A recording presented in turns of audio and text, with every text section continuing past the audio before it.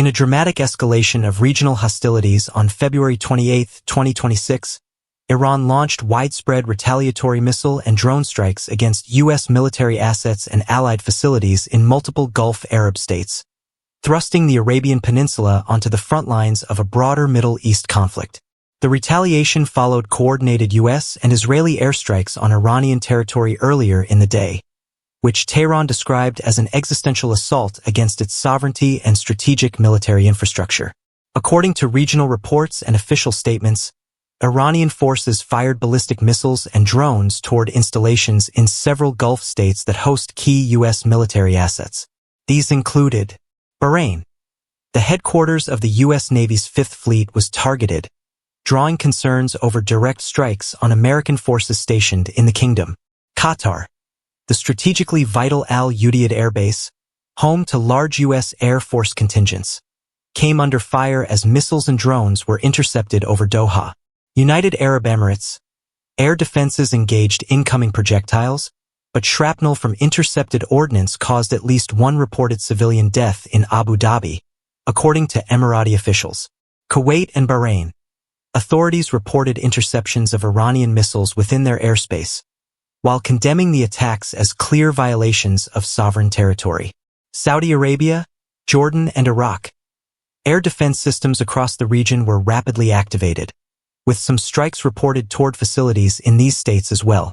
In statements from Tehran, Iranian officials framed the barrage as justified self-defense, citing the U.S. Israel operation earlier in the day that struck multiple sites across Iran's heartland. Iranian leadership warned that all American and Israeli assets and interests in the Middle East have become legitimate targets, asserting no red lines against further actions. Governments across the Gulf have reacted decisively, issuing strong condemnations and signaling a readiness to defend their sovereignty. Saudi Arabia condemned the attacks in the strongest terms, labeling Iranian strikes as violations of international law and warning of grave consequences should the assaults persist. Riyadh also pledged to offer military and strategic support to fellow Gulf partners.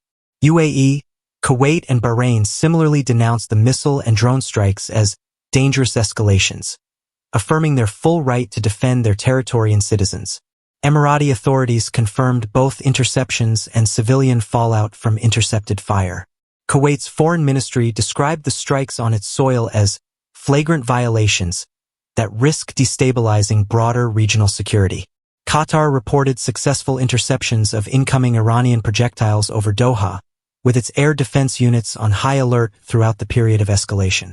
While most Gulf governments united in condemnation of Iran's actions, Oman adopted a contrasting diplomatic stance, urging restraint and advocating for diplomacy over deeper military entanglement. Muscat warned the United States and wider international community against being drawn further into a conflict with unpredictable consequences. The apparent regional spillover has triggered urgent travel advisories from foreign governments. The United Kingdom, for example, instructed its citizens in Bahrain, Kuwait, Qatar, and the UAE to shelter in place and avoid unnecessary travel, citing the ongoing missile threat and uncertain security conditions. International organizations and European governments have also called for maximum restraint, highlighting the risk of broader destabilization of the Middle East and global markets, particularly oil supply chains that run through the strategic Strait of Hormuz. This development marks one of the most serious escalations in the region in decades. The direct targeting of U.S. military facilities hosted by sovereign Gulf states breaks with the usually more constrained patterns of proxy conflict and signals a dangerous crossing of red lines. As analysts have observed, Tehran's decision to strike across Gulf territory was widely anticipated as a possible retaliation scenario, but few expected the breadth of the targets or the political repercussions it would ignite. With Gulf governments vowing to respond, and with global powers on edge, the region faces a critical crossroads: a rapid de-escalation through diplomacy, or a protracted conflict drawing in external alliances and further destabilizing a highly strategic region of world politics.